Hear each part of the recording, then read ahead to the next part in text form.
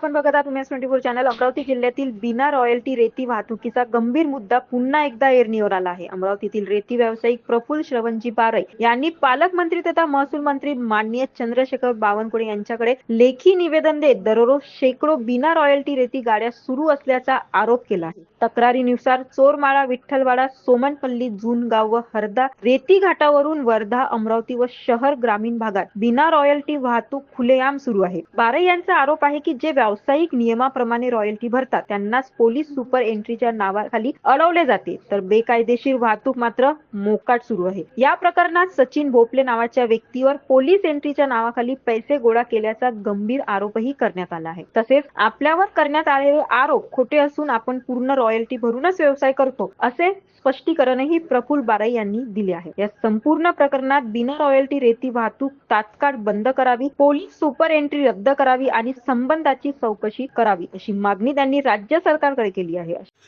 मी प्रफुल्ल श्रवणजी बारई, मी अमरावतीला राहतो. 24/1/2026 माननीय बावनकुळे साहेबांना मी विदाऊट डब्ल्यूआर चालणाऱ्या गाड्या ह्या बंद करण्याबाबत मी तक्रार केली होती. आणि जे चंद्रपूरहून गाड्या चालतात विदाऊट रॉयल्टी, आम्ही रॉयल्टी घेऊन चालतो. आमच्या गाड्या पोलीस लोक रॉयल्टी असून सुद्धा गाड्या पकडतात. त्याविषयी मी पालकमंत्र्यांना निवेदन दिले होते. निवेदन दिल्यानंतर पालकमंत्री महोदयांनी तात्काळ सुपर एंट्री बंद केली अमरावती ग्रामीण आणि अमरावती शहरची. त्यानंतर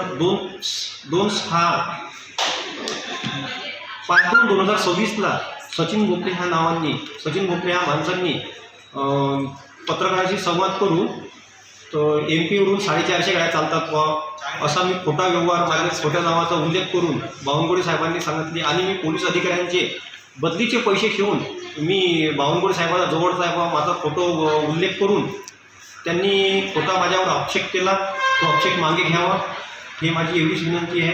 आणि सुपर एंट्री अमरावती ग्रामीण आणि अमरावती LCP ही सुपर एंट्री टोटल बंद करण्यात यावी. कारण का आम्ही जे रॉयल्टी घेऊन चालतो तर आमच्या रॉयल्टीवाल्यांना रॉयल्टी असून सुद्धा आमच्या गाड्या आतमध्ये लावतात आणि माझी रॉयल्टीवाली गाडी आतमध्ये लावून माझ्यावर गुन्हे दाखल केलेले आहेत. ते गुन्हे मागे घेण्यात यावे ही माझी एवढीच विनंती आहे. अशा बातमीसाठी बघत रहा उमेश 24 चॅनल. धन्यवाद.